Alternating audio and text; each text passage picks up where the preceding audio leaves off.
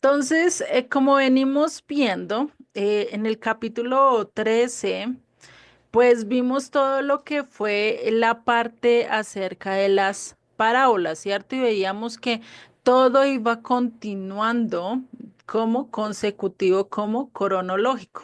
Y ahora en este estudio vamos a tener una parte de conexión, ¿sí? Una conexión acerca de la importancia que es el conocer la historia de Israel, ¿sí? O sea, tenemos que conocer un poco más la historia de Israel, conocer qué fueron los eventos que pasó con el pueblo, pues para seguir la cronología, porque vamos a ver el capítulo 14 y 15 está muy conectado a la historia de Israel, ¿sí? Y su restauración. Y eso es lo que vamos a ir estudiando a lo largo de este tema, ¿sí? Acá vamos a estudiar el capítulo 14 y capítulo 15 hasta el verso 20, si no estoy mal, si mi memoria no me falla hasta el verso 20 lo veremos en esta primera parte, ¿sí? Pues podríamos decir en esta primera sección, aunque ustedes saben que no es la única sección que vamos a tener acerca de este capítulo, entonces por eso les digo que, pues, digamos que este tema de la primera parte de Israel o el misterio de los judíos e Israel, es decir, de las dos casas, pues lo vamos a ver acá, ¿listo? Pero eso iría todo el capítulo 14 y 15, ¿sí? Sino que, pues, el estudio yo se lo dividió en dos partes, igual se ha complementado en varias cosas, ¿listo? Entonces, pues vamos a entrar directamente con este tema, ¿sí? Y vamos a ver que el contexto histórico de lo que estaba pasando acá, de lo que estaba sucediendo acá, no lo muestran los primeros 12 versos de este capítulo, los cuales no vamos a ahondar, no vamos a estudiar porque no están las letras rojas, pero sí vamos a hacer como un contexto de lo que estaba pasando porque pasa algo con Yeshua, ¿sí? Y al mirar el contexto, ¿sí? Vemos cómo Herodes, pues quería matar, ¿sí? Quería matar a Juan el Bautista porque tenía al pueblo, porque el pueblo lo tenía como profeta, porque incluso ¿qué pasó? Pues recordemos que Juan el Bautista había sacado los trapitos al sol en medio de todo el pueblo, ¿no? Y le había dicho, usted se casó con la mujer de su hermano, ¿cierto? Para esa época era algo que no se podía hacer y eso digamos que eso fue más o menos hasta hace 50, 60 años atrás, eso era un tabú, eso era algo que no se podía hacer. Hoy en día pues ya lo pasan por encima, como decimos acá, lo pasan por la galleta y como si nada, ¿cierto? Pero vemos que para esa época, el haber hecho eso, se ganó el odio de la mujer de Herodes, ¿sí? Y de su hija. La hija de Herodes, pues, se presentó, le hizo un baile y este Herodes quedó encantadísimo y dijo, todo lo que tú pídeme lo que quieras que yo te lo doy. Pues ella, ni corta ni perezosa, convencida con la madre, pues, ¿qué hizo? Le dijo, pues, entrégame en bandeja de plata la cabeza de Juan, ¿sí? Entonces, imagínate, o sea, eso fue algo que yo digo, eso parece cuento de ficción, porque pues no es algo común que nosotros veamos y por rabia, pues, hacer eso, ¿no? Entonces, imagínate el entregar la cabeza de Juan solo porque hizo un baile muy bueno y ya, ¿no? Entonces ahí vemos todo esto que estaba pasando y pues Herodes, por haberlo dicho públicamente, pues le tocó cumplir. Incluso en el texto dice que como que le dio pesar, como que no le gustó mucho la idea, pero le tocó cumplir lo que había prometido. Y esto es algo de resaltar porque hoy en día los juramentos, las promesas, todo eso se pasa por encima, no se tienen en cuenta, no se cumplen, pero para esa época, sí, un rey decía algo y por ley tenía que cumplirlo, ¿sí? No es como hoy los políticos diciendo algo y prometiendo algo y a la hora del té ni cumplen, ¿cierto?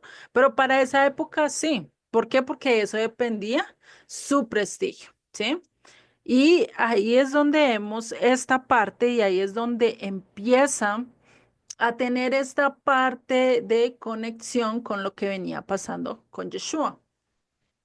Y recordemos que Herodes, o todos los Herodes, creo que no lo hemos visto acá en Letras Rojas, pero digamos que los que han estado conmigo todas las 66 sesiones, hemos visto esta parte que los Herodes vienen desde el tiempo de los Macabeos. Es decir, este Herodes realmente no era judío, no era romano, era idumeo, es decir, de Edom, venía de lo que se conoce como Esaú, la descendencia de Esaú, bueno, no descendencia, de la mezcla que hizo Esaú desde sus comienzos, ¿sí?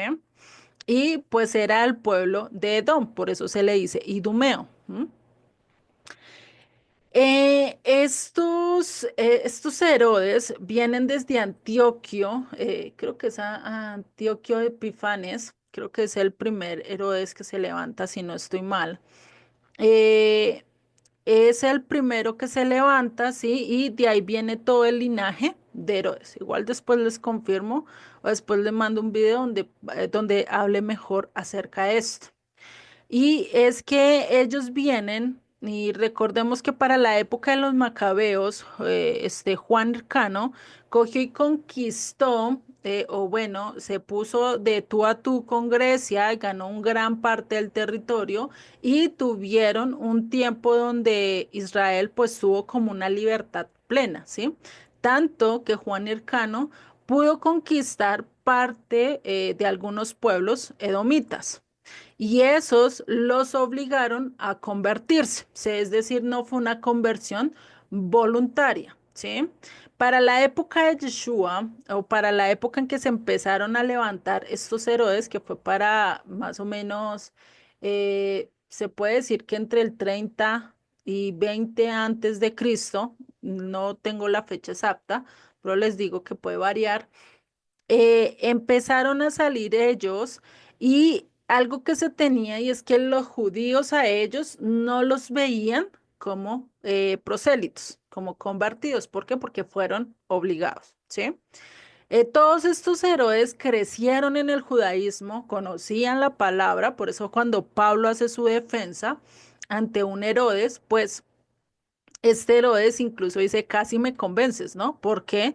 Porque él entendía lo que le estaba diciendo y por eso Pablo pudo expresarse de manera más franca y más abierta que lo que había podido hacer antes, ¿sí? Y ahí es donde conocemos todo este linaje de descendencia y pues de ahí es donde vienen, ¿sí? O sea, estos Herodes realmente no eran ni romanos ni judíos, eran edomitas, ¿sí? Que eran conversos y que pues ya para la época de Yeshua pues ya eran descendientes de aquellos que habían sido forzados a convertirse, ¿sí? Por eso pues empezaron a tener varios conflictos con el pueblo de Israel.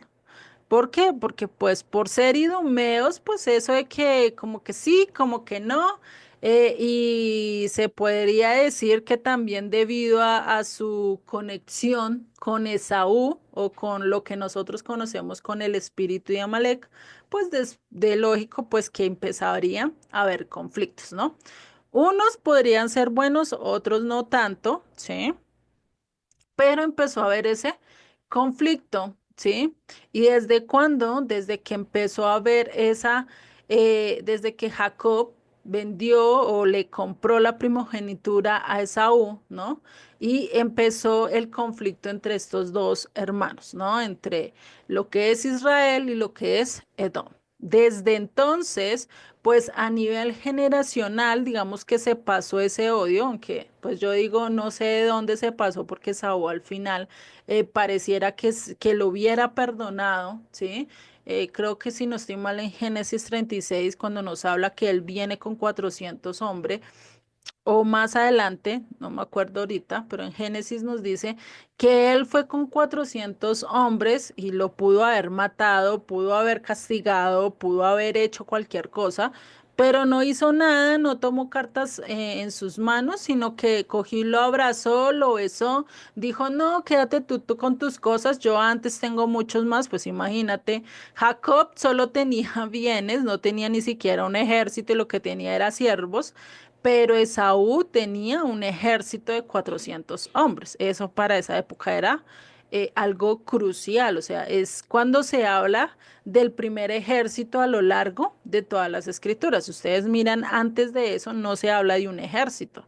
Pues Egipto, sí, pero digamos que en cuanto al linaje de Israel, es el primero que tiene ejército y es el primero que se confronta con, con Jacob, ¿no? Es como la primera disputa que hay con Israel. Y pues Edom siempre ha venido a ir en contra de Israel, ¿no? Lo hemos visto a lo largo de las escrituras. Por eso tenemos que tener muy presente de dónde viene y qué fue lo que pasó con ellos, ¿no? Algo que también pasó después de que Esaú vuelve, bueno, pasa cierto tiempo, ya como que se ven arregladas las cosas, pero después cuando ya el pueblo salió de Egipto para la época de Moisés, recordemos que ellos tienen una batalla con Amalek, ¿sí? Amalecitas, que eran descendientes de Esaú, ¿sí?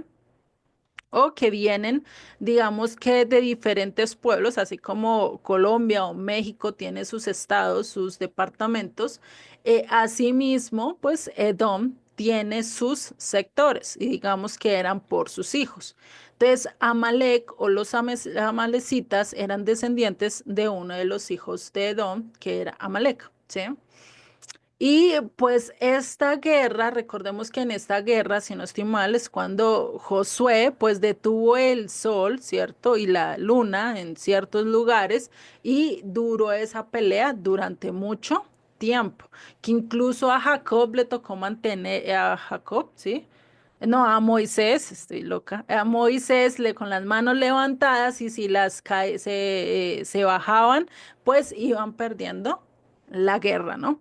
Y que incluso Dios declara ahí que esa guerra iba a perdurar de generación a generación. Por eso se habla del espíritu de Amalek, ¿no? Entonces, todo esto viene desde ese entonces y eso lo vemos en donde vemos este decreto. Lo vemos en Éxodo 17:14, ¿sí? Y el Eterno dijo a Moisés, escribe esto en memoria en un libro, para memoria en un libro, y di a Josué que raeré del todo la memoria de Amalek de debajo del cielo. Y Moisés edificó un altar y llamó su nombre Jehová Nisi, ¿sí? Y dijo, por cuanto la mano de Amalek se levantó contra el trono del Eterno, el Eterno tendrá guerra con Amalek de generación en generación, ¿sí? Y esto pues lo hemos visto, muchos cuando hablan de apostasía o hablan de que está en contra de Dios, pues hablan directamente del espíritu de Amalek. Dicen, no, este tiene es el espíritu de Amalek, ¿sí? Como muy cosa cultural a nivel doctrinal cristiano, es algo que se tiene, ¿no? O algo que se cree a lo largo de todo esto. Y podemos ver entonces el que está en contra de Dios, pues realmente está siendo como Amalek, siendo un rebelde queriendo levantarse contra él, ¿no?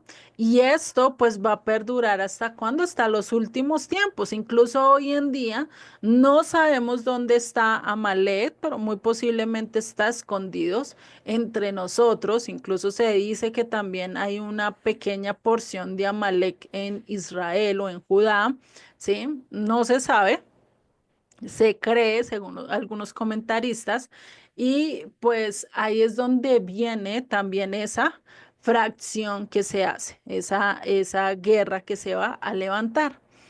Entonces, ahí nosotros nos podríamos decir, ¿sí? ¿Quiénes serán estos descendientes de Amalek de acuerdo a lo que van a ser juzgados al final de los últimos tiempos? ¿Qué y en dónde encontramos esto? Pues esto lo vemos en la profecía de Abdías, ¿sí? Por eso es importante ver todas las 66 sesiones. En esta profecía de Abdías se ve el juicio contra Edom o contra Esaú. Si no estoy mal acá en yo cuando les doy este tema, les muestro de dónde viene a nivel bíblico Esaú, ¿sí? Porque uno dice, no, pues Esaú es Edom, es Roma, ¿cierto? Es igual a Roma, pero a veces no se tiene referencias bíblicas y eso lo podemos entender muy bien con Génesis 36. ¿M?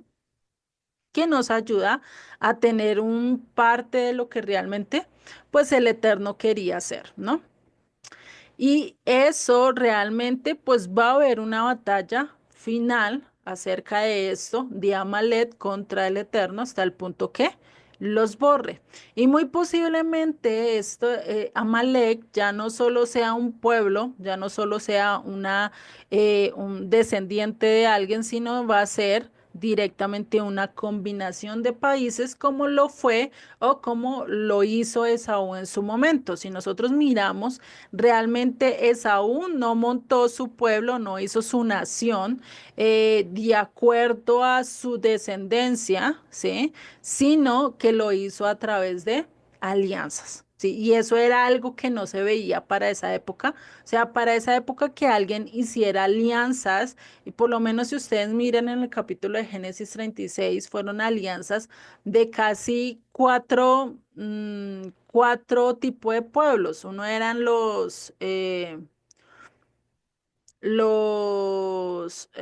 ay, la tengo en la punta de la lengua, pero no me acuerdo. Bueno, uno que termina con ríos, esto es, a ríos, no, hititas, los hititas y los eteos, con Ismael, con el monte del Sinar y otro, ¿sí? Entonces, imagínate, o sea, semejante combinación que ellos tenían. Entonces, ahí es donde vemos esa combinación de pueblos que después se vino a ver también cuando se formó Roma, ¿sí? Roma ustedes pueden ver y no se sabe de dónde vino, o sea, cómo se hizo, pero a lo largo que uno estudia a nivel histórico, tanto en el mito que tiene Roma, como en el mito que tiene, como en la creencia de que se cree que posiblemente a nivel histórico sea, se cree que fue una mezcla de pueblos, o sea, una alianza entre pueblos para levantarse y formar lo que se conoce como el Imperio Romano, ¿sí? Porque realmente desde épocas anteriores Edom pues no hubiera tenido la fuerza y no había tenido la fuerza hasta que empezó a hacer alianzas, ¿sí? Entonces, por eso acá cuando estaba con Herodes, pues estos héroes se levantaron para tratar de mantener como la paz, como decir, venga, sí, y pues eran, digamos que ni de allá ni de acá, ni muy romanos, ni muy judíos, tratando de llevar las cosas en paz, pero sabemos que algunos tenían sus propias convicciones, ¿no? Y digamos que los héroes a lo largo de las escrituras no son pintados tan malos, ¿no? No los vemos tan malos, ¿m? Porque pues realmente hicieron las cosas de acuerdo a sus pensamientos y todo, ¿no? Pero allí es donde vemos que realmente pues ellos no eran tan creyentes o tan conversos como realmente deberían ser, ¿sí? Era alguien que estaba representando los intereses de Roma, pero también sus propios intereses, ¿no? Entonces ahí está lo curioso. Alguien que es converso al judaísmo y que está aliado, confabulado con los descendientes de Roma, ¿no? De Edom, ¿sí? Imagínate, ¿no? Entonces ahí vemos que están oprimiendo a todo este pueblo de Judá, a todos estos israelitas, que realmente era el pueblo de Dios, ¿no? Querían oprimirlos, querían callarlos, querían que no entendieran o que se apartaran realmente de lo que Dios quería, ¿no? Incluso desde antes, desde Babilonia, pues lo que se había querido es que ellos dejaran de ser pueblo, ¿no? Y esto es lo que vemos el paralelismo con esta historia de Juan. Juan, acá se levanta un Herodes que está usurpando el trono de Israel, ¿sí? Está comandando a Israel, es usurpador del trono de David, y pues vemos cómo persigue a un profeta de Dios y queriendo quitar el control de todo, ¿no?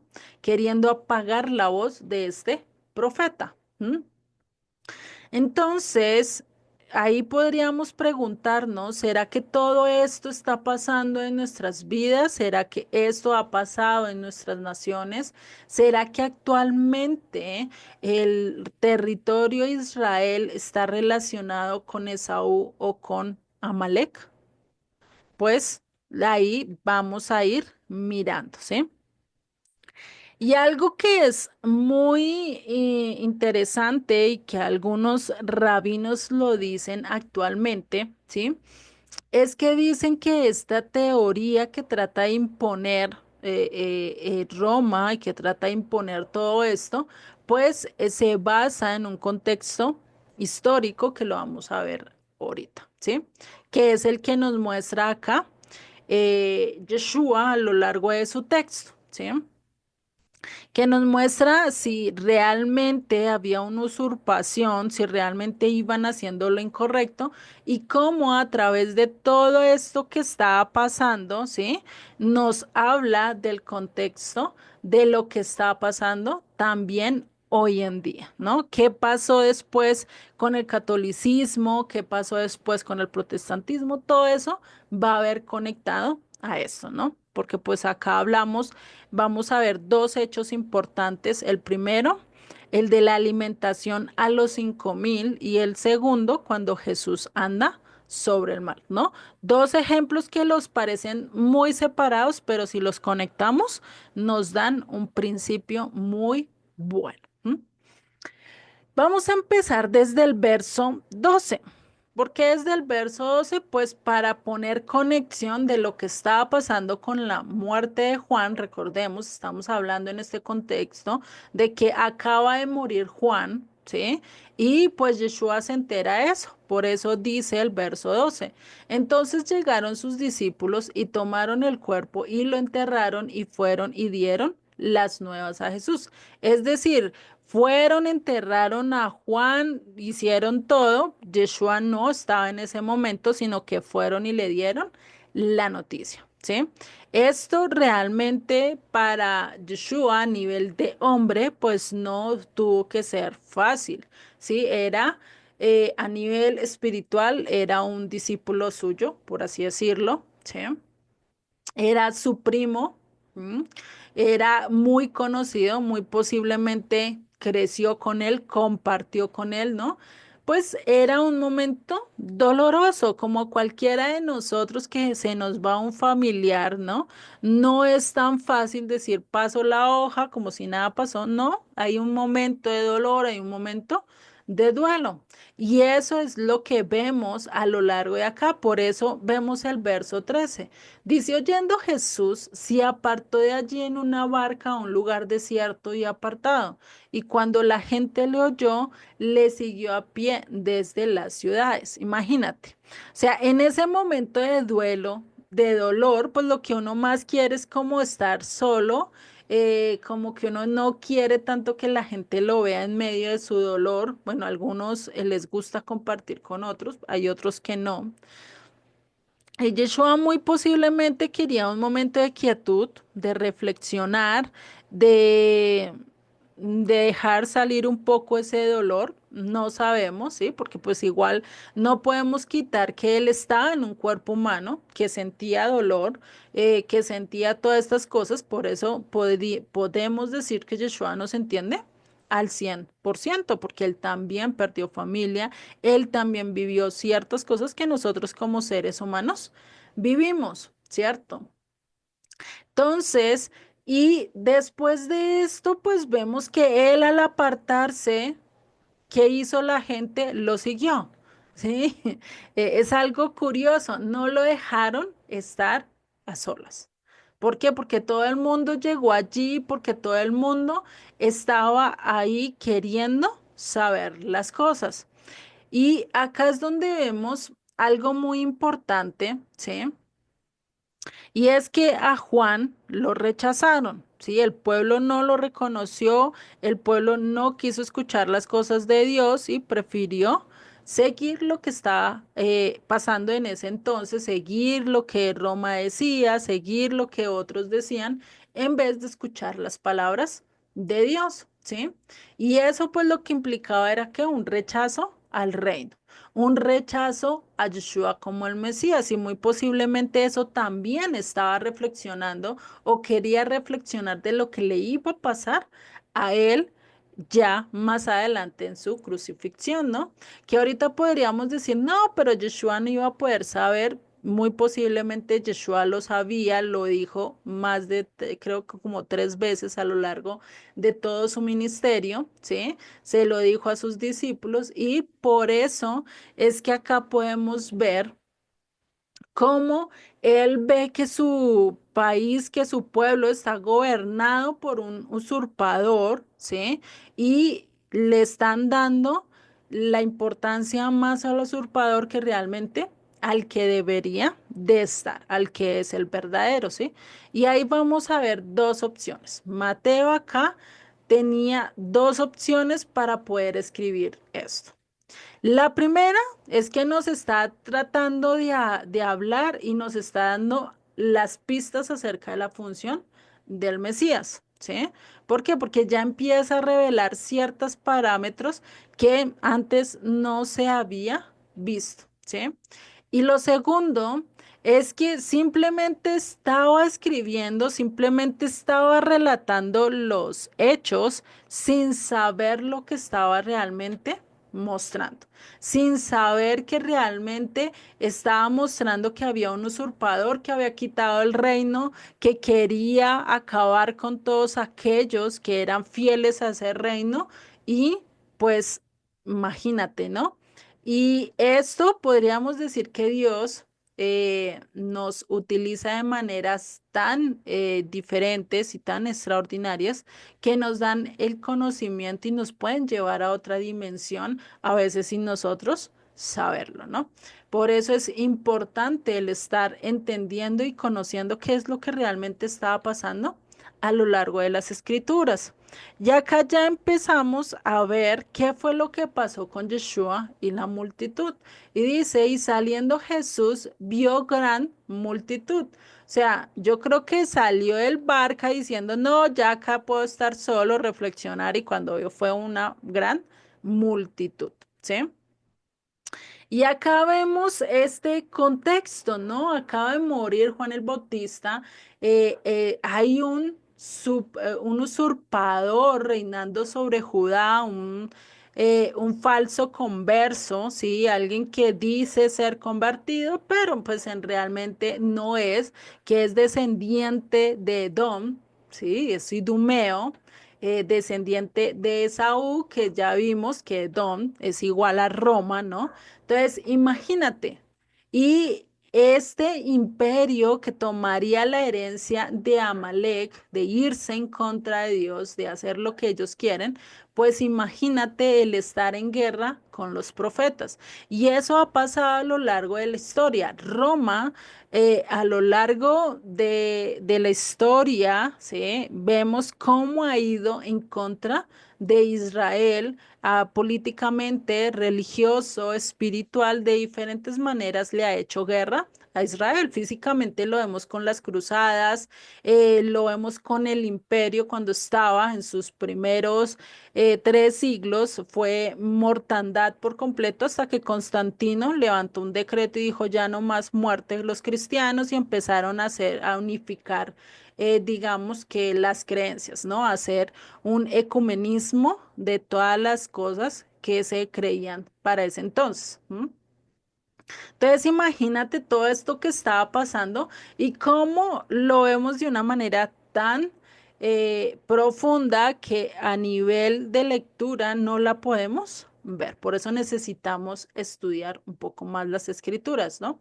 Y ahí es donde vemos a este falso converso matando al verdadero profeta de Dios, lo que más adelante vamos a ver que también sucede con Yeshua, ¿no? Entonces, ahí es donde miramos y donde les puedo decir, bueno, hoy en día, ¿será que este usurpador también está todavía queriendo gobernar sobre los hijos de Abraham, Isaac y Jacob? ¿Será que todavía está matando profetas? ¿Será que a qué sistema se estará refiriendo o a qué hoy podríamos decir que lo podemos conectar? ¿Quién me puede decir? Bueno, yo creo que tal vez al católico, Ujú. al papado principalmente. Exactamente. Sí, exactamente, al catolicismo, al papado. ¿Por qué? Porque ellos quisieron irrumpir o bueno, a lo largo de los siglos lo que han hecho es quitar el control de lo que Dios realmente quería hacer. Usurparon el trono de Dios, ¿eh? Usurparon realmente lo que debía haber hecho el pueblo de Israel, lo hizo Roma con gran sigileza, ¿no? Entonces a eso es a lo que está hablando. Son esos descendientes de Esaú que para el tiempo de Yeshua pues era el imperio romano que después se convirtió en lo que hoy conocemos como el catolicismo, ¿no? Que no hace muchos, unos 3, 4 siglos atrás, fue que se dio las cruzadas, fue que, y no ha habido cruzadas durante mucho tiempo, pero por lo menos para el tiempo em, de Constantino también, él hizo unas cruzadas de conversión pues imagínate, ¿no? Igual lo vemos cuando Cristóbal Colón también estaba esta parte como de queriendo conquistar esos aquellos que estaban yendo en contra de ellos, pues tenían, ¿sí? Si no querían, pues a la horca, a la muerte, ¿no? Entonces imagínense lo que estaba pasando. ¿M?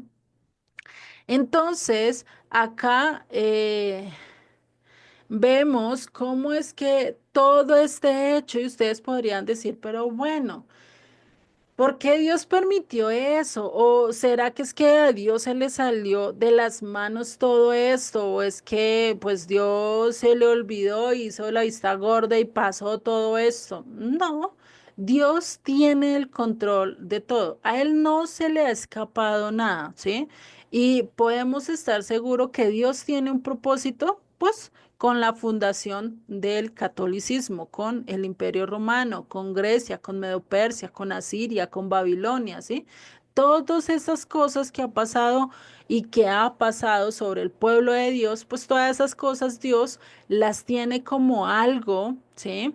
¿Para qué? Para reformar y para sacar realmente a aquellos que le van a servir. Sí, aquellos que no están allí solo porque, ay, Dios me da todo y listo, le sirvo y le sigo, pero en el momento en que todo está mal, en que todo ya se perdió y así como dicen, ya Dios se vaya a la bancarrota, entonces ya no le sigo porque pues yo lo tenía era por que me da cosas, ¿no? Entonces esa es la diferencia y Dios quiere realmente probar si realmente estamos con Él, así como en el matrimonio, ¿no? En las buenas y en las malas, ¿sí? No que seamos solos en las buenas, porque pues para eso en las buenas todo el mundo se pinta, todo el mundo está allí, todo el mundo nos tiene presente, ¿cierto? Pero en las malas, no todo el mundo está con nosotros, ¿cierto? Entonces, eso es algo que vamos a ver a lo largo de esto, ¿no? Y en Abdías 1:18 nos habla de qué es lo que va a pasar con Edom. Podríamos decir que ya al final de los tiempos, ¿sí? Porque todavía no ha pasado. Dice, la casa de Jacob será fuego, acá sería la casa de Judá, y la casa de José será llama, ¿sí? Entonces, ¿quién? Efraín. Dice, y la casa de Saúl estopa, y los quemarán y los consumirán, ni a un resto quedará de la casa de Saúl, porque el Eterno lo ha dicho. O sea, esto no ha pasado, todavía vemos a Edom, todavía vemos a Roma, muy bien, Sí, todavía está presente, todavía podemos decir, allí está, nada le ha pasado, no se ha quemado, no se ha perdido, no le ha sucedido mayor cosa, ¿cierto? A lo largo de los siglos. Por eso podemos decir que esta profecía todavía no se ha cumplido. Pero llegará el momento en que Judá empiece a prender su fuego y la casa de Saúl, lo que hoy conocemos como el catolicismo, pues sienta un poco de nervios, ¿sí? O sea, se empiece a hacer algo que todos van a despertar de eso, ¿no? Y ahí es y Joseph lo muestra en su audio como si estuvieran metiendo un caballo de Troya. No sé si ustedes han escuchado esto de Helena de Troya, ¿no? Que para poderla rescatar, esto eran dos pueblos, no me acuerdo cuáles pueblos eran los que estaban, pero había uno que quería rescatar a su novia, a su mujer, ¿sí? Y lo que hizo fue meter un caballo de Troya y en ese caballo pues estaba mucho ejército y los otros pensaron que era un regalo, que no era nada fuera de lo común y pues terminaron siendo emboscados, ¿sí? Por eso le decimos que es como un caballo de Troya, esto que está viviendo o que va a pasar en Esaú. Y esto es lo que hoy podríamos decir. ¿Qué tal si todo el catolicismo y todos aquellos que dicen seguir a Dios en el catolicismo y en el protestantismo empiezan a entender realmente las escrituras? ¿Qué pasaría con el catolicismo? ¿Seguiría en pie o se realmente debilitaría en un montón, ¿no? Llegaría hasta el punto casi de borrarse. ¿Sí? Y eso realmente es un caballo de Troya. ¿Por qué? Porque ellos están utilizando las palabras de Dios, pero Dios muy posiblemente está escondiendo allí y muchos ya se estarán dando cuenta, se estarán levantando para entender las escrituras y empezar realmente a seguir al Dios verdadero, ¿no? Y vemos que sigue ahí en el verso 14, nos dice la primera parte, y saliendo Jesús, vio una gran multitud y tuvo compasión de ellos, y sanó a todos los que con ellos estaban enfermos, ¿sí? Y sigue diciendo el verso 15.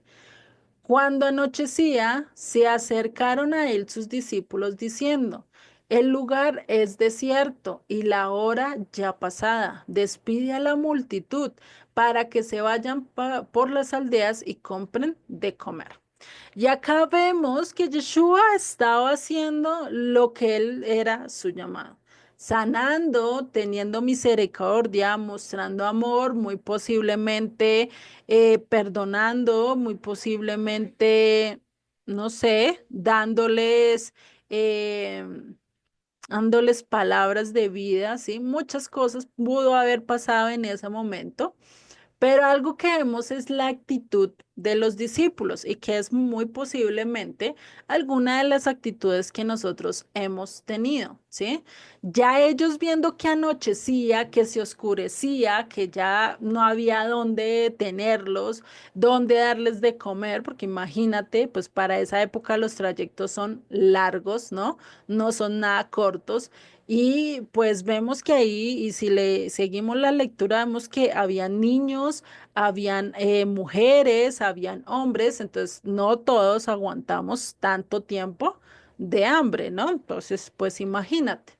Por eso le dice, el lugar es desierto, o sea, estaban en medio del desierto y muy posiblemente las casas o los pueblos estaban siempre a una larga distancia. Sí, y dice, la hora ya pasada, despídete de la multitud, despide la multitud.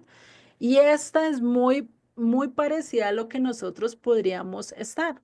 Ellos veían a las multitudes como como un obstáculo para convivir con Yeshua, para tener un tiempo con él, sí, pues imagínate Yeshua todo el día con la multitud, prestándole cuidado y ellos allí, como bueno, tratando de ayudar, ¿cierto? Pero no teniendo como ese tiempo a solas con él. Muy posiblemente eso querían, ¿sí?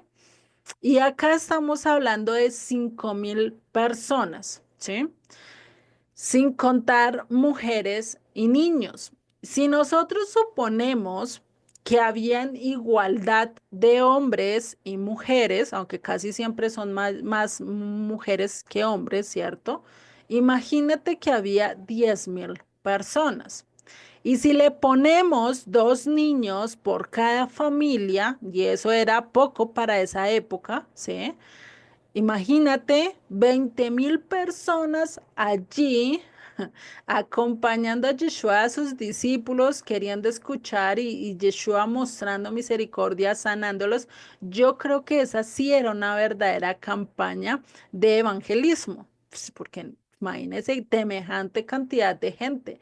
Por algo los rabinos y por algo los fariseos y todos ellos tenían temor de que se levantara realmente una revolución y pues hubiera una pelea con Roma realmente muy dura, ¿no? Entonces imagínate todo esto que está pasando. 20.000 personas, ¿sí? Y solo 12 discípulos con Yeshua a servirle a todo esto. Y pues imagínate.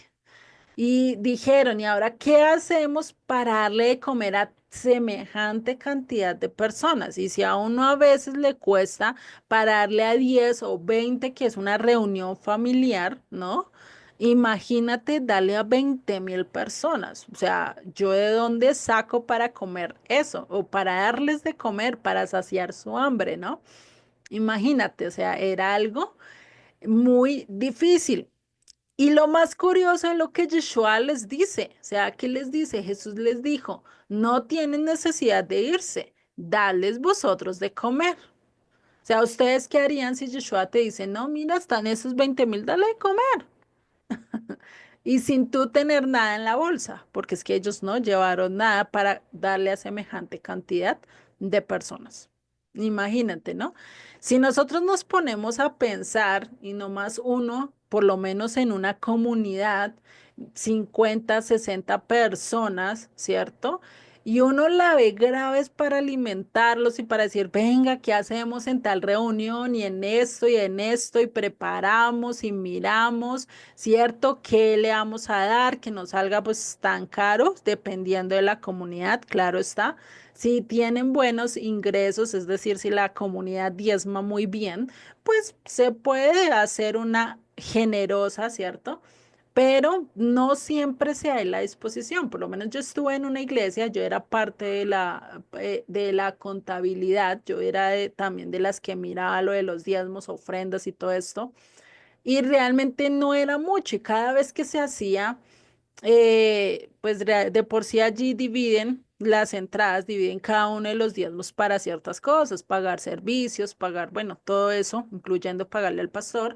Y de ahí, pues se sacaba también para esas, digamos, para esos días donde, pues, que la gente pudiera convivir y pudiera tener un rato de esparcimiento. Si para esos momentos era difícil mirar y bajo el presupuesto de decir, bueno, tenemos tantas personas, vamos a invitar a tantas personas, pues toca sacar el presupuesto de cuánta comida se va a dar, qué es lo que se va a dar y algo que no sea tan caro, ¿cierto? Y eso, pues, imagínate, yo no más de pensar que los discípulos y Yeshua les dijera, dales de comer, yo creo que ellos se miraron los bolsillos, miraron la maleta, venga, ¿qué tenemos para comer? Y no encontrar nada. O sea, es muy gracioso, ¿cierto? Es muy curioso, es algo que uno dice, pero Yeshua sabía que no tenían nada. Y ahí es donde nosotros vamos a ver que eso es un llamado que nosotros tenemos. El llamado de nosotros es que ir y alimentar a las multitudes que vienen del mar de Galilea. Porque ¿de dónde venía Yeshua? Del mar, ¿sí? ¿Por qué? Porque ellos salían y recordemos que estaban en lo de Juan el Bautista y si ustedes miran, todos los vinieron de las ciudades. Muy posiblemente tuvieron que pasar el mar de Galilea algunos vinieron caminando, pero salieron ¿de dónde? De las naciones. ¿M? Y ese es nuestro llamado. A nosotros somos llamados a que a llevar el evangelio, a llevar las buenas nuevas. Y muy posiblemente no solo a nivel espiritual, sino también a nivel físico. ¿M? Y ahí es donde vamos a ver a lo largo de las escrituras quiénes representan esta multitud. ¿Sí? Entonces, Yeshua se va con sus 12 discípulos y dejando todo, o sea, ¿qué? Les prometió, venga. Y eso es algo que lo vemos a lo largo de las escrituras, ¿no? Cuando Yeshua le hace el llamado a estos 12 discípulos que les dice, venga, síganme a mí porque ustedes después van a juzgar a las 12 tribus. Sí, eso se los dice más adelante. Y imagínense, o sea, esa promesa que Yeshua les hace, que Jesús les hace que se iban a sentar en el trono para juzgar. Pero vemos que ya desde antemano les estaba preparando para lo que iba a venir, ¿sí? Entonces, cuando se establezca el reino de David, cuando se establezca lo que Dios demanda, pues vamos a ver que él va a hacer todo esto. Él va a alimentar a las multitudes. Él va a estar gobernando a todo el mundo, ¿sí? Y podríamos decir, bueno, si hay 12 jueces, ¿qué pasa con Judas? ¿Sí? Porque recordemos que Judas falló y murió porque pues no se arrepintió, no volvió realmente delante de los pies de Dios, ¿sí? Entonces, ¿qué hicieron? Echaron suertes. La suerte cayó sobre Matías. ¿M? Realmente las escrituras no hablan más de él, creo que es en el único pasaje donde aparece su nombre, después no lo nombran, ¿no? Muy posiblemente pudo haber hecho cosas, muy posiblemente no, no lo dice la escritura, pero, y muchos están más de acuerdo que este 12.º juez va a venir siendo Pablo, ¿sí? ¿Por qué? Porque pues Dios, Yeshua, fue el que lo llamó, ¿sí? Él fue directamente y lo llamó y le dijo, ven, tú vas a ser instrumento mío, vas a hacer esto y esto y esto, ¿sí? Y eso pues es algo que vemos que pasó con cada uno de los discípulos. Con Matías no, con Matías echaron suertes y muy posiblemente se adelantaron a los acontecimientos. No podemos estar seguros, o sea, yo ahorita no les puedo decir, no, es Pablo y es Pablo el que se va a sentar allí. No, muy posiblemente de pronto sí sea Matías, no sabemos, o sea otra persona, no lo sabemos, pero Dios sabe quién sí va a ser, ¿sí? Entonces, digamos que ahí esto es teoría, ¿sí? Entonces, ¿qué implica juzgar o qué implica que ellos tomen posesión de estos 12 tronos y juzguen a cada una de las 12 tribus? Pues no es de juzgar y "Ay, les voy a condenar, ustedes hicieron lo malo, no, sino de instruir, de enseñar a nivel judío, a nivel hebreo, ¿sí? Lo que quiere decir es eso, implicar a enseñar, a instruir, a llevar a la gente al buen camino, no como los jueces que hoy en día conocemos. Los jueces que hoy en día conocemos son los que dan el veredicto, ¿cierto? Pero si nosotros lo vemos a nivel bíblico, ¿sí? Por lo menos con Sansón, con Débora, con Geté, con Sangar, pues ellos que hicieron no juzgaron al pueblo, sino que los guiaron realmente a que cumplieran la palabra de Dios. Unos hicieron lo correcto, otros hicieron lo que no estaba bien delante de los ojos de Dios, pero su llamado es que llevar a destruir al pueblo, de defenderlos y pues de lógico, mostrarles el buen camino, ¿no? Y esta realmente pues fue la función de los 12 apóstoles y eso realmente lo vemos que ellos tenían que establecer un reino y que ellos iban después a qué? A estar enseñando a ser jueces de las naciones, ¿sí? Y acá, pues imagínense a ellos, pues tendría que ser instruidos y que tendrían que dar de comer a quienes, a las naciones, a las multitudes, ¿sí? Y ahí es donde vemos en el verso 17 que ellos que dijeron, no tenemos aquí sino 5 panes y 2 peces. O sea, no tenemos nada más sino 5 panes, 2 peces para alimentar a 20.000 personas. O sea, yo creo que en ese momento, si fuera yo y hubiera estado allá, yo creo que me hubiera desmayado, me hubiera dado un yello y me hubiera preocupado, ¿cierto? Uy, ¿qué voy a hacer para alimentar a tanta gente y qué hago, ¿cierto? Pero Yeshua no se preocupó, Yeshua estaba tranquilo, no estaba tan esto, ¿cierto? Y acá es donde vamos a ver la representación de cada uno de estos símbolos. ¿Qué representan esos 5 panes y qué representa esos 2 peces? ¿Sí? Vamos a empezar con los 5 panes. ¿Qué representarían esos 5 panes? Y acá es donde Yeshua nos empieza a dar una cita, ¿sí? Cuando le dice a Satanás, cuando fue lo de la tentación, cuando estudiamos el capítulo 4 de Mateo. ¿Sí? ¿Qué le dijo? No solo de pan vivirá el hombre, sino de toda palabra que sale de la boca de Dios, o sea, el pan espiritual, que es que la palabra de Dios, ¿sí? Y el pan es el símil de la palabra de Dios, es decir, de los primeros 5 libros de la Biblia, de la Torá, de la ley dada a Moisés, ¿sí? Lo que es Génesis, Éxodo, Levítico, Números y Deuteronomio. 5 libros a los cuales Dios destinó que era su palabra, que eran sus instrucciones. Y algo que vemos es que casi siempre en los 5 es el complemento de algo. Nosotros como seres humanos tenemos 5 sentidos que nos ayudan a poder vivir bien y comunicarnos con los demás, ¿no? Está el del oído, perdón, el del oído, el del ojo, el de, el del gusto, el del tacto, ¿cierto? Y tenemos 5 sentidos, ¿sí?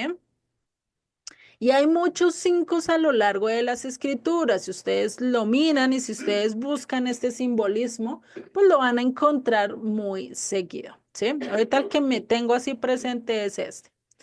¿Listo? Entonces tenemos esos 5, ¿sí? Libros de los cuales representarían a estos 5 panes. Y representaría el alimento que el alimento espiritual, el alimento que Dios nos da, ese alimento que realmente va a saciar. Así como él se lo dijo a la mujer samaritana, ¿no?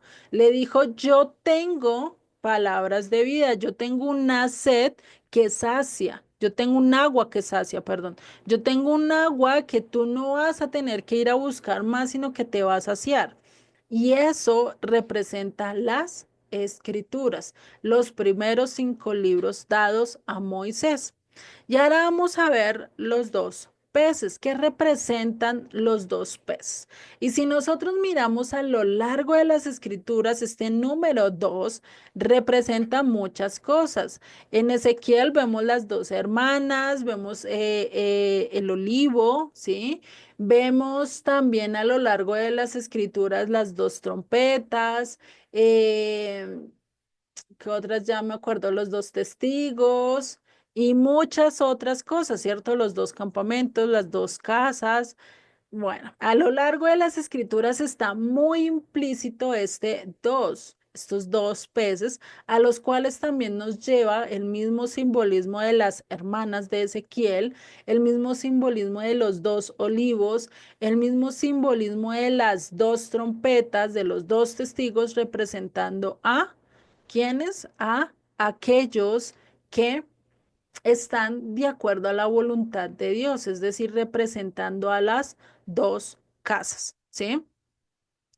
Y vamos a recordar de dónde viene el simbolismo de pez y por qué a lo largo de las escrituras este simbolismo es conectado con todo lo que es el pueblo de Israel. Incluso la iglesia primitiva, ¿sí? O aquellos que fueron discípulos de los discípulos, valga la redundancia, que fueron de las iglesias que plantó Pablo, de donde fue Pedro y de todas estas comunidades que se levantaron para el primer siglo, ellos tenían como símbolo el pez, ¿sí? Y ustedes lo pueden ver por lo menos en esas Todo eso que se han encontrado en las cuevas de Qumran, muchas de las vasijas tenían el pez. Incluso habían ciertos lugares en Israel y hay ciertos lugares en Israel que eran se datan de la época de Yeshua y tienen el símbolo del pez, ¿sí? En ciertos lugares y era como un símbolo, como ellos se saludaban, como ellos entendían que realmente era parte del pueblo, ¿sí? Es lo mismo que hoy en día salimos y vemos en el carro que tienen un pescadito y uno dice, este muy posiblemente es cristiano, ¿cierto? O el dueño del carro es cristiano. Entonces ya uno aprende a identificar por ciertos símbolos y ese era el momento que ellos se identificaban. Unos dicen que muy posiblemente lo dibujaban en la arena, otros con los recipientes, porque se han encontrado, y si ustedes lo buscan, hay muchos recipientes que tienen el símbolo del pez. ¿M? Entonces, esto es lo que complementaría la profecía o lo que Yeshua les dijo, ustedes ya no van a ser pescadores, ahora van a ser pescadores de hombres, ¿sí? Ya no de animalitos, sino realmente de aquellos que quieren hacer la voluntad de Dios. ¿M? Y si nosotros miramos, y acá les voy a preguntar, ¿sí? Donde nosotros hacemos esta conexión y de dónde viene el simbolismo a lo largo de todo el Tanakh, ¿sí? Y más referente a la Torá, ¿sí? De dónde podemos ver que el pueblo de Israel se multiplicarían como los peces. Bueno, uno de los eventos podría ser la bendición que dio Israel a Ujú. Moisés, digo, perdón, Exacto. a Manasés y a Efraín, los Ujú. hijos de José, al hacer el movimiento con sus manos como el símbolo del pez. Exactamente, ¿sí? Desde allí viene esta parte o lo que nosotros conocemos como los Meloa Godín, como la multiplicación del pueblo de Israel, como los peces, ¿sí? Y que tiene mucha conexión con las profecías que pues Dios le dio a Abraham. Tú vas a ser como la multitud de las estrellas, le dice también como la arena del mar y pues ya para la bendición le dice, tú vas a ser como los peces, así como se reproducen los peces, así vas a hacer tú, ¿no? Ya directamente con Efraín y Manasés. Y esto lo vamos a ir viendo poco a poco, ¿sí? Si no lo han estudiado en otros, pues acá lo vamos a recordar, ¿sí? O lo vamos a ver. En Génesis 48:19 es donde empezamos a ver esa profecía, ¿sí? Dice bueno, no lo tengo acá, creo que, sí, acá lo tengo. Génesis 48:19 dice, mas su padre no quiso y dijo, lo sé, hijo mío, lo sé. También él vendrá a ser un pueblo y será también engrandecido por su hermano, pero su hermano menor será más grande que él y su descendencia formará multitud de naciones. O sea, formará Melo Hagoín, lo que también conocemos en Romanos como la plenitud de los gentiles, ¿sí? Y si nosotros miramos acá, él está diciendo a quién que va a ser más engrandecido que su hermano, a Efraín.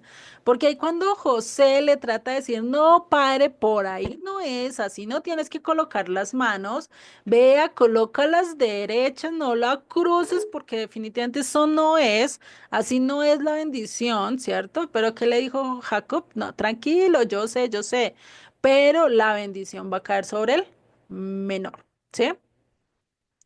Y es muy curioso acá ver, ¿sí? Que acá vemos esta multitud, ¿sí? Por eso es que acá yo les digo que es parecido a lo que dice en Romanos 11:25, ¿sí? La plenitud. Acá ustedes mismos lo pueden comprobar que viene del H4390, que también viene a ser plenitud, ¿sí? Pero ustedes me dicen ahí, no habla de multiplicarse, y eso lo dice en el versos más atrás, en el verso 16, que dice, y el ángel que me liberta de todo mal bendiga a estos jóvenes, y sea perpetuado en ellos mi nombre, y el nombre de mis padres, Abraham e Isaac, y multiplíquense en gran manera en medio de la tierra. ¿Qué les dijo? Ellos dos se van a multiplicar. Cuando habla de este multiplíquense, si nosotros lo miramos desde el Strong, es el H1711, que es que viene de la raíz de Dagá, ¿sí? Ya ahorita vamos a ver qué es Dagá. Y esto pues es que multiplicarse, numeroso, ¿sí? Y si nosotros miramos esa raíz de DAG, ¿sí? Que es el H1709, que ahí se la subrayé, ¿sí? Viene del denotativo de pez. Por eso ese dios Dagón viene de Dag, ¿sí? Que es pez, con hombre, ¿no? Entonces, si miramos, acá Dios les está diciendo, ustedes se van a multiplicar como los peces. Y un pez era que da 10, 20 huevitos. ¿Cuántos huevitos da? O bueno, no sé cómo se le dice eso. Eh, ¿Cuántos hijitos pone un pescado? Muchísimos. Ujú. O sea, uno los mira y esos son como miles, eso le sale un poconón de cositos de huevitos de esos y uno dice, ¿de dónde, cierto?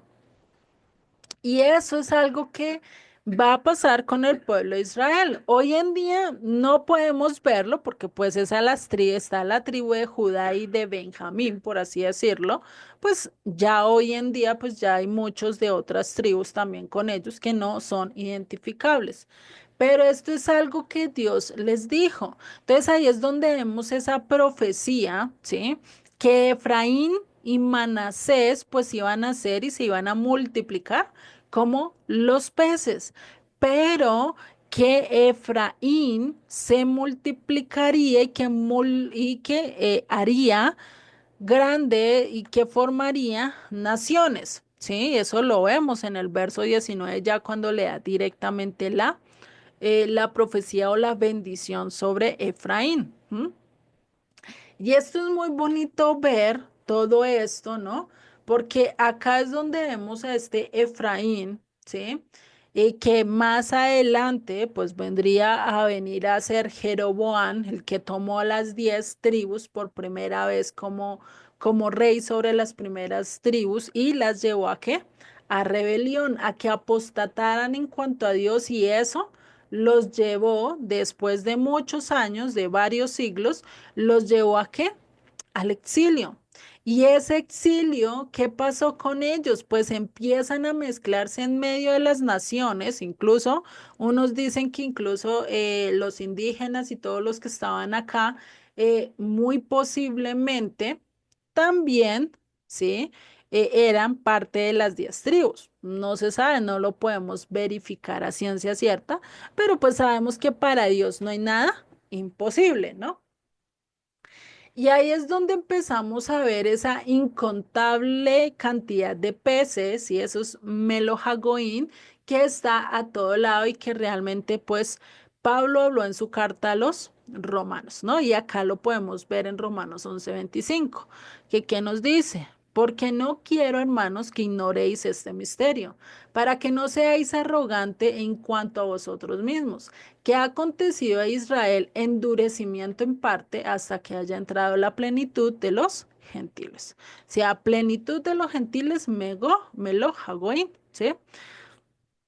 Y esto es algo que nosotros vemos cómo Jacob profetiza y dice, estos descendientes se van a multiplicar, ¿sí? Y ahí es donde vemos que Dios utiliza la desobediencia del pueblo de Israel para bendición, ¿sí? Nosotros podríamos decir, y si Dios fuera un Dios sin planes y sin nada, pues realmente las 10 tribus se hubieran perdido y se hubieran desaparecido y ya, no hubiera pasado nada, ¿cierto?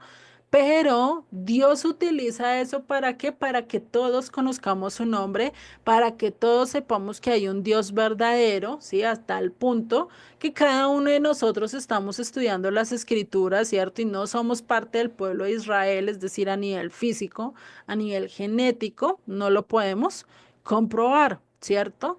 Pero podemos saber que somos parte del pueblo de Israel. ¿M? Y ahí es donde nosotros nos vamos a empezar a multiplicar, ¿sí? Y es como lo que dice la parábola de la red, que vimos la clase pasada, que el Eterno echa su palabra, echa la red, ¿sí? Y saca muchos peces. Y eso es lo que pasaría en el mundo, ¿sí? ¿Dónde echa las redes? Pues en el mar, ¿no? Para esa época era el mar de Galilea. Hoy en día ya sabemos que el mar significa las naciones. Los pescaditos podemos ser cada uno de nosotros. Él coge y lanza la red y cuando saca esos pescaditos que son aptos y los mete en su canasta, pues somos parte de nosotros que estamos llegando y que estamos volviendo de regreso a las escrituras y que nos tenemos que mantener fieles a lo que Dios dice, ¿no? Por eso en Jeremías 16:14 incluso está la profecía de que él iba a llamar a pescadores. Dice, no obstante, aquí vienen días, dice el Eterno, en que no se dirá más, vive el Eterno que hizo subir a los hijos de Israel de la tierra de Egipto, sino vive el Eterno que hizo subir a los hijos de Israel de la tierra del norte y de todas las tierras a donde los había arrojado, y los volveré a su tierra, la cual di a sus padres, ¿sí? Y dice, y he aquí yo envío muchos, ¿qué? Pescadores, dice el Eterno, y los pescarán. Y después enviaré muchos cazadores y los cazarán por todo monte y por todo collado y por todas las cavernas de los peñascos. Si vemos acá muy clarito en este verso 16 de Jeremías 16, nos está hablando de que Él envía muchos pescadores. Él va a enviar pescadores. Yo soy una pescadora que está tirando la red, les está enseñando las escrituras, ¿sí? Aquellos que hablan de las escrituras somos ese instrumento que Dios está utilizando para mandar su red y a ver qué pescaditos quieren escuchar la palabra, qué pescaditos son aptos, qué pescaditos quieren realmente volver a la instrucción, ¿sí? Y por eso yo les digo, ahorita este tiempo de pesca es el mejor, porque no toca batallar, porque nadie nos va a perseguir, porque nadie va a estar en contra de nosotros, que cuando se levanten los cazadores no va a hacer nada fácil, ¿sí? Va a estar el enemigo detrás de nosotros y nosotros eligiendo si seguimos a Dios o no lo seguimos o qué vamos a hacer, ¿sí? Y ahí es donde vemos la importancia de saber que Israel no solo va a estar allí en el pueblo de Israel, sino que va a estar en ¿dónde? En todas las partes del pueblo de Dios, ¿sí? En todo el lugar donde Dios nos puso a nosotros. ¿M? Y esto es algo de ver, porque a veces los olvidamos, ¿sí? Que Dios no hace acepción de personas. Lo vemos desde el tiempo con Josué, ¿no? Cómo liberta a Rahab, a esta prostituta. Lo vemos con Ruth, ¿sí? La moabita. Y pues allí tenemos todas estas importancias de que Dios no hace acepción de personas, ¿sí? Y entonces ahí es donde nos dice que no fue un error haber nacido donde nacimos, no es un error que hayas nacido en Panamá, no es un error que hayas nacido en Perú, en Brasil, no es un error que hayas nacido en México, en Argentina, en Chile, no importa el país donde hayamos llegado, sino que lo importante es que, ¿qué? Que el Eterno llegó a nosotros. Nos conquistó, nos habló y por eso estamos llamados a que nos convirtamos en pescadores de hombres, en que llevemos este misterio y que lo compartamos a todos los que podamos, ¿sí? Entonces, todo esto que estamos viviendo hoy en día y que estamos nosotros llegando otra vez al conocimiento de las escrituras, pues es donde estamos viendo este milagro a nivel profético, ¿sí? Estamos viendo lo que va a suceder. ¿Y qué va a pasar con aquellos que van a pescar? ¿Con qué vamos a pescar nosotros? ¿Con qué los vamos a alimentar nosotros? Pues con los 5 panes, que representan que los 5 libros de la Torá. ¿Sí? Enseñar la instrucción. Por eso Yeshua muy claro le dijo a Satanás cuando lo estaba tentando, que le dijo, no solo de pan vivirá el hombre, sino de toda escritura que sale de la boca de Dios. A eso estamos llamados, a llevar el alimento a estos 2 peces, ¿sí? A esta casa de Israel y a esta casa de Judá. ¿Para qué? Para que reconozcan el llamado del Eterno, para que estas dos cosas sepan que el Eterno está allí, que no los ha abandonado y no los ha dejado, ¿sí? Cuando nosotros recibimos este llamado de alimentar a las multitudes, de llevar estos 5 libros, de enseñarlos, de instruirlos, de vivirlos, pues ¿qué estamos haciendo? Nosotros estamos siendo parte de estos pecadores y estamos siendo parte de estos peces también, que es de la casa de Judá y de la casa de Israel, de las 12 tribus como tal, ¿no? Entonces, estos 2 capítulos, el 14 y el 15, se está refiriendo no solo a la casa de Judá, sino también a la casa de Israel, a las 12 tribus, ambas, y podemos decir que ambas se han mezclado a lo largo de la historia. Desde el 722 aproximadamente antes de Cristo, fue que se esparcieron las 10 tribus, ellas sí se perdieron, no se sabe dónde están, ¿cierto? Y la casa de Judá, porque decimos, ellos están allí, pero la gran mayoría se han asimilado. Incluso hoy en día hay muchos que son judíos, pero que son agnósticos, que dicen yo ya no creo en eso, ahora se declaran ateos y así cosas por el estilo, que empiezan a negar su fe. ¿Por qué? Porque se prefieren asimilarse en medio de las naciones que seguir a veces lo que se les ha enseñado, se les ha impartido. Y así, aunque nos hagamos pruebas incluso de DNA o de ADN, ¿sí?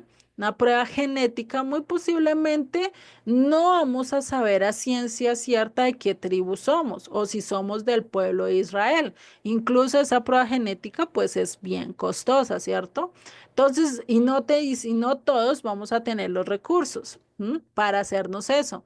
Pero acá es donde nosotros vemos ese contexto de lo que Yeshua nos está mostrando cuando nos presenta estos panes y estos 2 peces. ¿Qué dijo él? Dice él en el verso 18 de Mateo 14, él les dijo, traedlos acá. O sea, venga, tráiganos, ¿sí?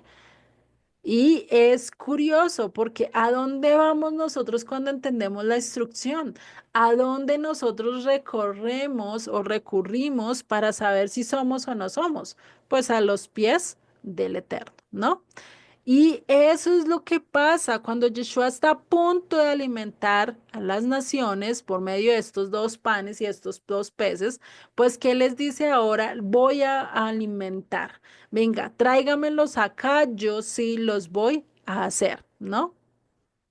Por eso sigue en el verso 19. Entonces mandó a la gente recostarse sobre la hierba y tomando los 5 panes y los 2 peces y levantando los ojos al cielo, bendijo y partió y dio los panes a los discípulos y los discípulos a la multitud.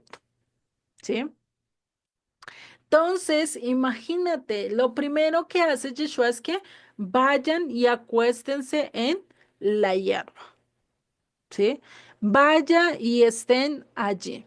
Parece un detalle insignificante y es curioso porque si estaban en medio de un desierto, que eso lo dice anteriormente, porque dice que se recuesten en la hierba.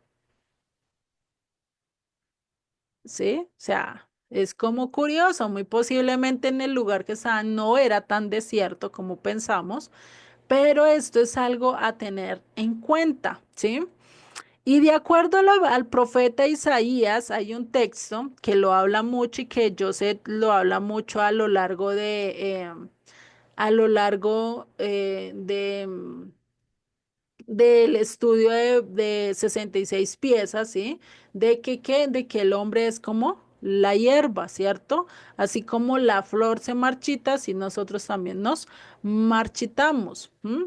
Ahorita no me lo sé completo y no me acuerdo el texto, pero a ese es el que se está refiriendo, a Isaías 48, que dice, sécase la hierba, marchítese la flor, mas la palabra del Eterno, de Dios, permanece para siempre. Incluso eso Pablo también, Pablo no, sino Pedro también lo cita en su carta a Pedro, ¿no? En su primera carta de Pedro, cogí lo cita. Y entonces acá es donde vemos esa relación que le está diciendo, venga, ustedes se van a marchitar si yo no estoy con ustedes. Ustedes dependen de mí. La hierba se marchita, se daña, ¿sí? Pero si ustedes permanecen en mí, pues realmente van a vivir bien. El que permanece en las escrituras de Dios, el que permanece en la obediencia a Él, pues es el que va a permanecer para siempre. Por eso Pedro nos lo dice en su primera carta de Pedro 1:24, nos dice, toda carne es como hierba y toda la gloria del hombre como flor de la hierba. La hierba se seca y la flor se cae, mas la palabra del Señor que dice permanece para siempre. Y esta es la palabra que por el Evangelio os ha sido anunciada. A esa palabra es a la que nosotros debemos de recurrir, de esperar en Él, de saber que Él es el que nos va a alimentar, que si permanecemos en Él vamos a durar para siempre, pero que si lo rechazamos, pero que si andamos de acuerdo a nuestros deseos, ¿qué vamos a hacer? Vamos a hacer como la hierba, nos vamos a marchitar, nos vamos a caer, no vamos a durar. ¿M?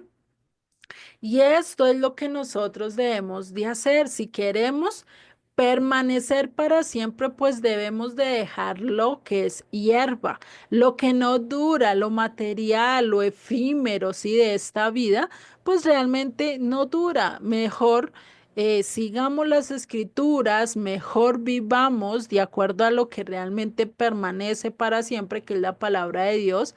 Y ahí sí empiezo a proclamar y empiezo a vivir de acuerdo a lo que el Evangelio me está diciendo. Ese es el llamado que nosotros tenemos. ¿De qué? De ir y anunciar las palabras del Eterno, ¿sí? Y otro que nos lo dice eso también es Pablo en Gálatas 1:8. Mas si aún nosotros o un ángel de cielo os anunciare otro evangelio diferente al que os hemos anunciado, sea anatema, o sea, Pablo está diciendo, si aún nosotros, está incluyendo él entre ahí, ¿sí? O un ángel del cielo les dice algo que sea diferente, que dice, ese es anatema.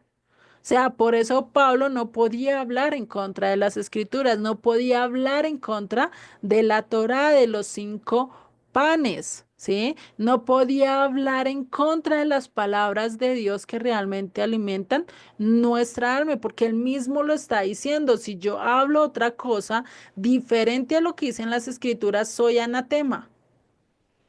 Soy maldito, no puedo estar delante de Dios porque estoy haciendo todo lo contrario a Dios, ¿sí? Y sigue en el verso 20 de Mateo 14. Y todos comieron y se saciaron y recogieron lo que sobró de los pedazos, 12 cestas llenas. Y vemos que ese pan se multiplicó, 5 panes, 2 peces, y se multiplicaron tal punto que sobraron. Imagínate ese milagro. Yo creo que los discípulos quedaron boca abiertos y uno diciendo, ¿y ahora? Sí, ¿qué nos toca hacer a nosotros? Imagínense, o sea, yo creo que ellos ni sabrían qué decir, quedarían apantallados, quedarían, mejor dicho, diciendo, ¿y ahora? Sí. Sí, ¿qué es esto? O sea, ¿cómo es posible que 5 panes y 2 peces que tengo acá en la mano se multiplicaran para alimentar a 20.000 personas y todavía sobre? Y lo curioso es que sobró 12 cestas. ¿Representación a quiénes? A las multitudes. ¿Representación a quiénes? A las 12 tribus de Israel que iban a salir de en medio de las naciones. ¿Sí? Que iban a estar alimentadas de ese pan, de eso, y que estaban representadas en las 12 tribus de Israel en medio de todas las naciones y que iban a ser recogidos en cestas. Muy parecido a lo que nos habla la parábola de la red, ¿sí? A quienes metieron en cestas y a quienes los echaron. Y no, y creo que hasta los quemaron. ¿Quiénes fueron los que perseveraron y quiénes fueron los que fueron rescatados de acuerdo a lo que vimos la clase pasada?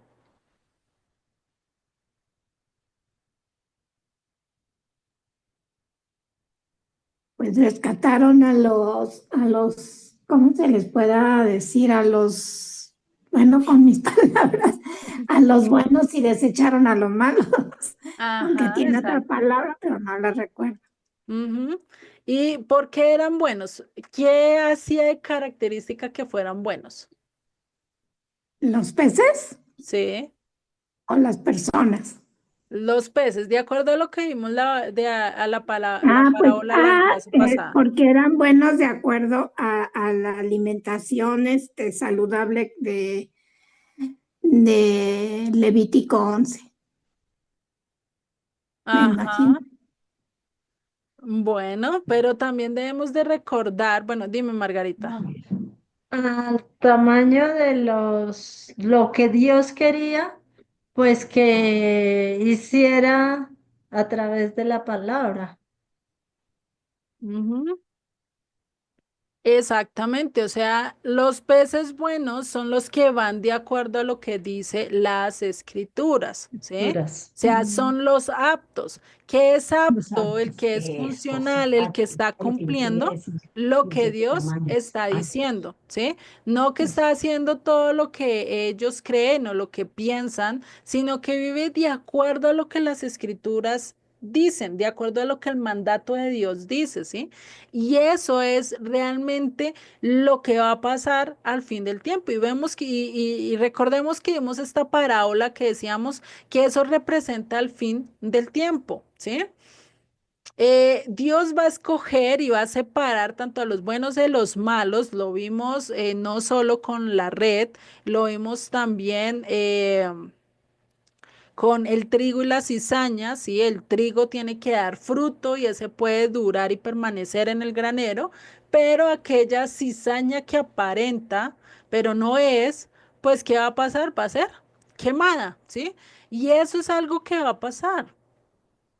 Y eso es algo que está representando acá cuando dice que se sobró esas 12 cestas, está representando a quienes a las 12 tribus, pero aquellos que realmente están siguiendo las escrituras, que están haciendo lo correcto delante de Dios. Por eso sigue en el verso 21. Y los que comieron fueron como 5.000 hombres, sin contar las mujeres y los niños. Acá ya por eso les digo, ¿de dónde sacamos los 5.000, ¿no? Entonces, imagínate, acá es donde se cumple lo que es la profecía de Abraham. Tus descendencias será incontable como la multitud de las estrellas. Imagínate a Yeshua viéndote esa cantidad de personas y hoy en día nosotros vamos a un estadio y vemos todas esas personas y uno como que, uff, que toda esa gente de dónde salió, ¿cierto? Nosotros a diario no las vemos, pero imagínate él con 20.000 personas en un estadio a veces caben de 5.000, 4.000 y dependiendo del estadio, ¿cierto? No cabe mucha gente. Imagínate a 20.000 personas ahí rodeando a Jesús, todos sentados comiendo. Eso yo creo que parecían allí esos cangrejitos chiquitos que cuando salen del mar, de la arena y al mar, ¿no? Todos esos cangrejitos, y cómo se ve todos esos cangrejitos caminando así, muy posiblemente. Estaba viendo Joshua toda esta multitud de gente allí comiendo y saciando su hambre, ¿sí? Y por eso dice el verso 22, enseguida Jesús hizo a sus discípulos entrar en la barca e ir delante de él a la otra ribera, entre tanto que él despedía a la multitud. ¿Sí? O sea, ¿qué dice? Venga, yo me voy a quedar acá y ustedes van a ir sobre el mar solitos. ¿Sí? Y acá empieza a pasar un evento muy bonito, porque es que acá ya Yeshua se separa de toda esta multitud y y se separa incluso de los discípulos, ¿sí? Entonces, ¿hacia dónde se dirigían? Se dirigían hacia Bethsaida, ya ahorita más adelante lo vamos a ver, ¿sí? Y imagínate, Bethsaida era un lugar pesquero, ¿sí? Y si nosotros miramos el significado de Bethsaida es casa de pesca, creo que ya lo hemos visto en estudios anteriores. Entonces, ¿qué representaba? O sea, representaba aquella casa de pesca, aquella casa que iba a multiplicar o iba a dar la bendición a muchos. Y esto es una anticipo a lo que iba a venir después, a que Dios, Yeshua, iba a alimentar a la multitudes de las personas, aquellos que realmente quisieran hablar con él y entablar una relación con él, ¿sí? Y acá es donde empieza a mostrarnos otro misterio que viene a hablar acerca de los últimos tiempos, ¿sí? Yeshua, y vamos a ver un poco el contexto del panorama total, y Yeshua envió a sus discípulos sobre el mar de Galilea, ¿sí? Y recordemos que el mar de Galilea, pues, ¿qué representa el mar? Las naciones, ¿no? Entonces representa también ¿quién? Los gentiles, extranjeros, ¿sí? Y esta tierra a la que ellos iban, pues recordemos que Galilea, donde ellos estaban, pues era lo que pertenecía al reino de qué? Del norte, aquellos que Asiria cogió y se los llevó y los mezcló en medio de las naciones, que incluso hoy en día se conoce como Galilea de los gentiles, Galilea de los extranjeros, ¿sí? Y ahí es donde vemos todo esto y cuando hablamos de esta multitud o hablamos de Galilea, de los gentiles, pues ¿qué dice? No tenían Torá, no tenían nada y esa región, pues por eso representa que a las naciones, a esas 10 tribus a donde iban a ir, donde estos discípulos tendrían que ir a buscar y recordemos que eso Yeshua ya se los había dicho desde el capítulo 10, ¿cierto? Cuando vimos en el verso 6 cuál era la función y cuál era el llamado que Dios le hace a cada uno de los discípulos. Y nosotros nos vamos a Mateo 10, para el que no estuvo en esa clase o no vio el video o ya se le olvidó.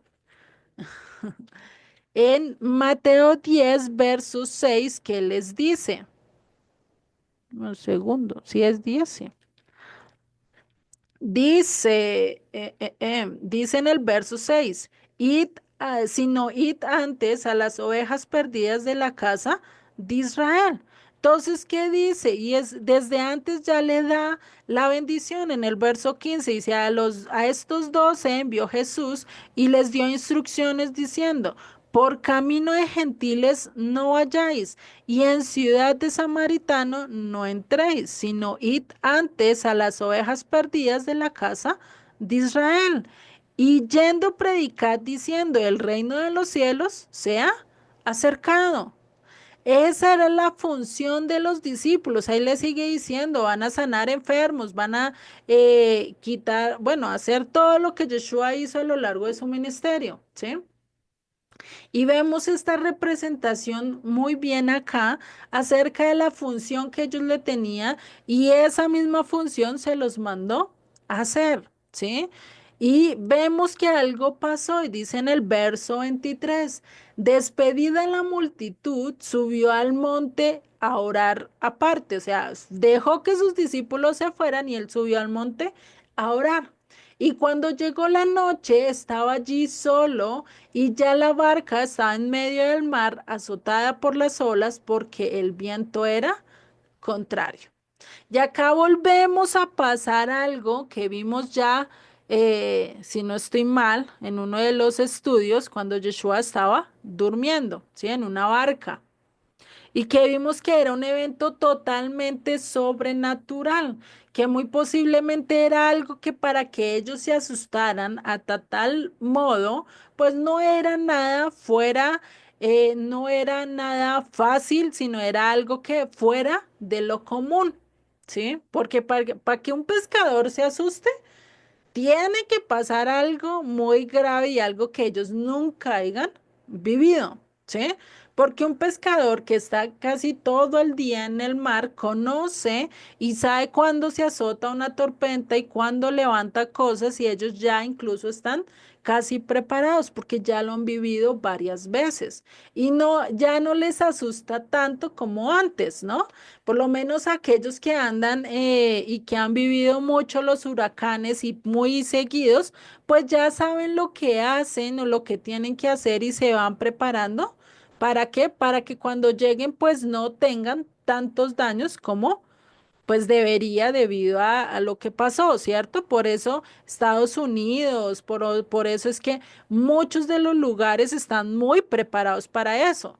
Pero vaya y pase eso en Colombia, vaya y pase eso en Perú, vaya y pase eso en Ecuador, que son países que no pasan esto. O sea, yo nunca he escuchado que en Ecuador o Perú o en Brasil se levante un huracán y arrase con todo. Es muy raro, se ven más en islas o más hacia cerca más hacia cerca del mar, ¿no? Pero yo no escuchaba hacia Sudamérica que se presenten estas cosas, no se presentan tanto como si se presentan en Norteamérica, ¿no?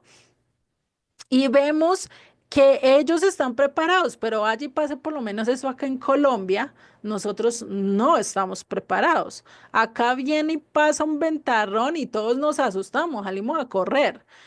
¿Qué será al ver un huracán? ¿Qué será al ver eso? Yo creo que no sabemos ni para dónde irnos porque no tenemos dónde refugiarnos. No estamos, ¿por qué? Porque no vivimos muy seguidos. Por eso podemos ver acá cuando ellos se asustaron en ese momento en el mar, pues les se asustaron. Pero vemos que acá no, acá dice las olas azotaban porque el viento era contrario, pero no vemos que ellos se asustaron, no habla nada de que ellos estaban, mejor dicho, que no sabían qué hacer, como lo vimos en el otro, que pensaron que se iba a morir y despertaron a Yeshua y, mejor dicho, ¿sí?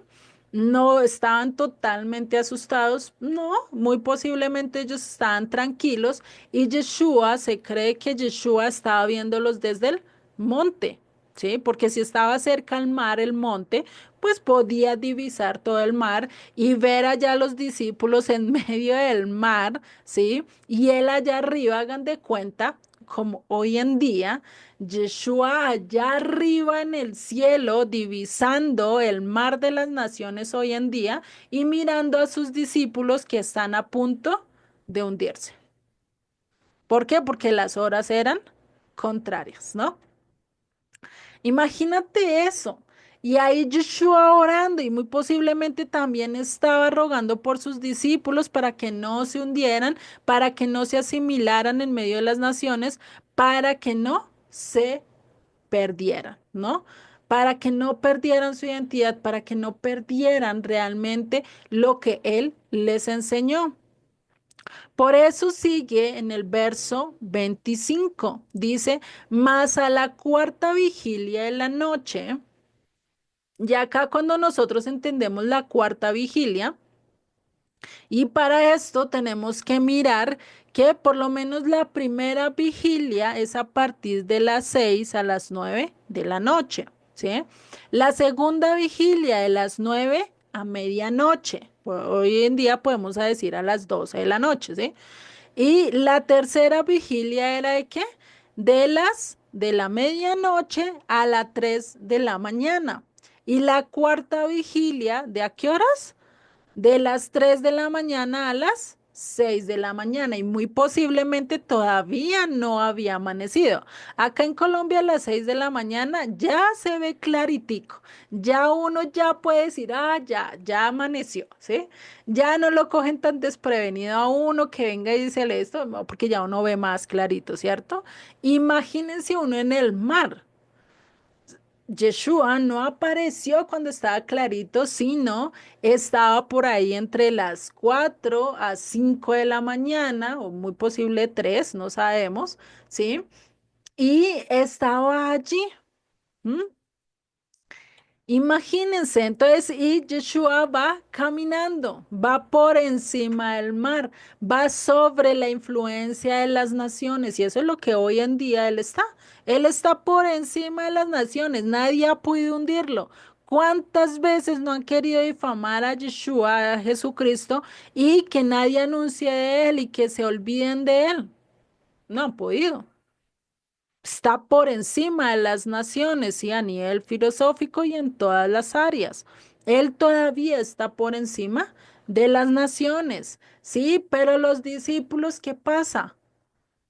Estaban casi uniéndose, estaban en medio allí del barca azotada por las olas y muy posiblemente pensando que se iban a hundir.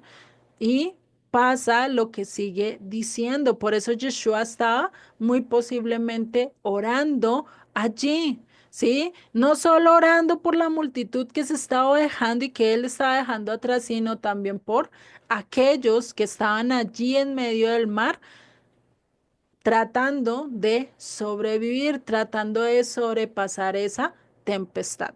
Y esas tempestades son muchas de las veces que a nosotros nos pasa. Nosotros a veces tenemos tempestad donde decimos, ¿será que Dios sí está conmigo? ¿O será que me voy a hundir? ¿Será que ya mi barca no soporta? ¿Será que yo definitivamente voy a perder todo? Muy posiblemente muchos lo hemos pensado, ¿no? Y ahí muy posiblemente hasta Yeshua podría haber estado orando por ellos, ¿no? Viéndolos desde allá del monte y orando por ellos para que no fueran hundidos, para que realmente fueran y enseñaran a las naciones la palabra de Dios, ¿no? Muy posiblemente. Realmente no sabemos qué está orando Yeshua. Estos son teorías que podríamos decir, ¿sí? De que él estaba orando por esos representantes de las 12 tribus. Y si nosotros miramos, recordemos que también este es un tipo de lo que iba a pasar más adelante, ¿sí? Y de lo que está pasando hoy en día. Hoy en día, ¿dónde están los discípulos? ¿Están representando a las 12 tribus? No, están en medio de las naciones. A Pedro lo tienen como el papa, como el primer papa de la Iglesia Católica. A Pablo lo tienen como el mejor exponente a nivel protestante, ¿cierto? Y pues los otros discípulos casi ni se escuchan, pero no se tienen presentes allí en Israel. Incluso en Israel tienen a Pablo, lo tienen como el peor, porque según ellos fue el que creó otra religión, cuando realmente no es así. ¿M? Por eso es que ellos dicen y dicen Mateo 28:20, enseñándoles que guarden todas las cosas que os he mandado. Y aquí yo estoy con vosotros todos los días hasta el fin del mundo. Él va a estar con nosotros y muy posiblemente Yeshua no ha estado allí con ellos en el barco, pero los está acompañando en oración. Estaba diciendo, Dios mío, mira, protégelos, ellos son parte de tu llamado, son parte de lo que tú quieres. Y pasa algo en medio de todo eso. Dice que Jesús vino a ellos sobre el mar. O sea, imagínense, medianoche, bueno, estaba todo oscuro, ya ha pasado la noche, todo oscuro, estaban en medio de la tormenta y viene alguien caminando sobre el mar y ellos están en medio del mar. ¿Ustedes qué creerían o qué pasaría? ¿Será que a ustedes se les viene en la casa? Ay, no, allá viene mi maestro. No, muy posiblemente dirían, uy, allá viene un espíritu, vea quién sabe qué es esa vaina, ¿sí? Y ahí es donde vemos que ellos se empezaron a turbar. No se turbaron tanto por la por lo que estaba pasando con el mar, sino se te turbaron mucho más cuando vieron a Yeshua sobre el mar, y eso lo vemos en el verso 26. Y los discípulos, viéndole andar sobre el mar, se turbaron diciendo, un fantasma, y dieron voces de miedo. No sé ustedes, pero cuando, no sé si a ustedes les ha pasado, que uno está bien tranquilo, bien chévere y escucha algo raro en medio de la noche y uno como que, venga, ¿qué pasó? Y pues empieza a parar oído porque no te paras de inmediato, ¿cierto? Y escuchas otra vez algo raro y uno hasta coge un palo para ver, venga a ver qué pasó, ¿cierto? Si uno sabe que no hay alguien más con uno, ¿cierto? Entonces, imagínense ellos al ver nomás a Yeshua allí, si nosotros por un ruidito nos asustamos, ¿sí? ¿Qué será? Alguien que venga caminando sobre el mar. O sea, eso es algo que da definitivamente pavor, ¿sí? Y sucedió justo antes de qué? Del amanecer. Y esto también nos lleva a lo que estábamos hablando con Mateo 13, a las parábolas, a los últimos tiempos. Van a haber momentos de tribulación donde van a querer hundirnos, donde van a querer que nos perdamos en medio de las naciones, donde van a querer que nos postremos a otro Dios en vez de al único Dios verdadero, ¿sí? Va a pasar eso. Y, pero que va a venir Yeshua, nuestro rescate, ya cuando va a amanecer. Y para nosotros, ¿cuándo va a amanecer eso? ¿Cuándo sabemos que va a venir la redención? Cuando Él aparezca en medio de las nubes, ¿no? Imagínense esa conexión que está teniendo esto, que es muy bonito y a pesar de que no lo reconocen, a pesar de todo eso, pues imagínate ese simbolismo que incluso lo pueden confundir con un fantasma, ¿no? Y ahí es donde nosotros podemos ver al Israel asimilándose, al Israel ya perdiéndose, incluso a sus líderes perdiéndose, ¿sí? Viéndose huir, hundir en medio de ese mar, ¿sí? Y entonces, ¿cómo ve a Yeshua? ¿Cómo veíamos nosotros antes de entender las escrituras? Lo veíamos como alguien sin importancia, como si fuera un fantasma que venía, como una gran confusión, algo distorsionado. Porque Yeshua realmente no era un fantasma, estaba caminando sobre el mar simplemente. Pues para nosotros eso es maravilloso, ¿cierto? Pero él venía normal. Pero ¿qué pasó con los discípulos? En medio de todo eso que estaban viviendo, pues empezaron a verlo de manera distorsionada. Lo mismo que nosotros cuando estábamos en el mundo o los que conocemos que están en el protestantismo y en el cristianismo, lo ven de una manera totalmente distorsionada.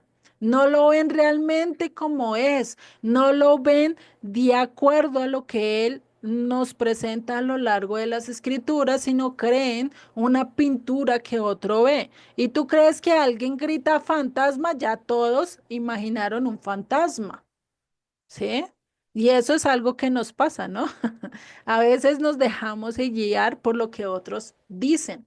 Entonces acá podemos ver que sus discípulos ya se estaban, ¿qué? Asimilando. No se estaban dando cuenta que era su maestro. No sé si ustedes les ha pasado que ustedes ven a alguien desde bien lejos y ustedes ve que viene y usted dice, ah, ya viene Julanito, ¿cierto? Ustedes lo distinguen, así sea en la noche, no sé, por su caminado, no sé, uno de verdad, uno distingue a la gente desde bien lejos, ¿cierto? Desde por allá bien lejos, y uno ya distingue, ay, ya viene Sutanito, allá viene Julanito, ay, vea, ¿sí? Y si es alguien muy conocido entre nosotros, un hermano, un papá y que no veíamos hace tiempo, uy, salga a correr a encontrarnos, ¿cierto? Y esto realmente acá por eso podemos ver que ellos ya tenían distorsionado y que ya estaban perdiendo el enfoque correcto, ya no estaban distinguiendo correctamente a Yeshua, ¿sí?